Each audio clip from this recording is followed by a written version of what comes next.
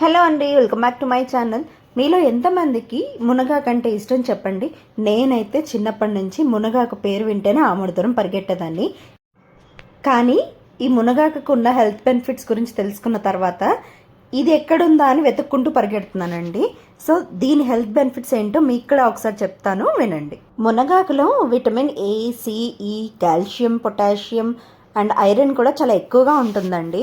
ఇవి అనేమియాని కూడా దూరం చేస్తాయి. అంతేకాదండి, షుగర్ పేషెంట్స్కి కూడా ఈ మునగాకు చాలా బాగా పనిచేస్తుంది. హార్ట్ ప్రాబ్లమ్స్ ఉన్న వాళ్ళకి, బీపీ ఎక్కువగా ఉన్న వాళ్ళకి, ఇమ్యూన్ సిస్టమ్ని బిల్డ్ చేసుకోవాలనుకునే వాళ్ళకి కూడా మునగాకు చాలా బాగా పనిచేస్తుంది.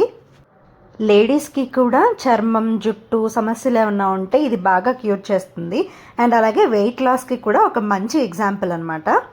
దీనివల్ల ఇంకా చాలానే హెల్త్ బెనిఫిట్స్ అనేవి ఉన్నాయండి. అయితే దీన్ని ఎలా కన్జ్యూమ్ చేయాలి అంటే, మోస్ట్లీ ఇలా మునగాకు మనకి బయట దొరుకుతూనే ఉంటుంది కదండి. ఆ మునగాకును తీసుకొచ్చి నీట్గా వాష్ చేసి డ్రై చేసి ఇలా పౌడర్ లాగా చేసి ఒక 1 స్పూన్ వాటర్లో అనేది మిక్స్ చేసుకొని తాగడం చాలా బెటరు. అప్పుడు ఏంటంటే దాంట్లో ఉన్న విటమిన్స్ కావచ్చు, మిగతా ఏవైనా కూడా పోవన్నమాట. అలా అని వండుకొని తింటే పోతాయని కాదండి, కొంచెం హెల్త్ వాల్యూస్ అయితే తగ్గుతాయి కదా. సో నేను అలా చెప్తున్నాను అనమాట.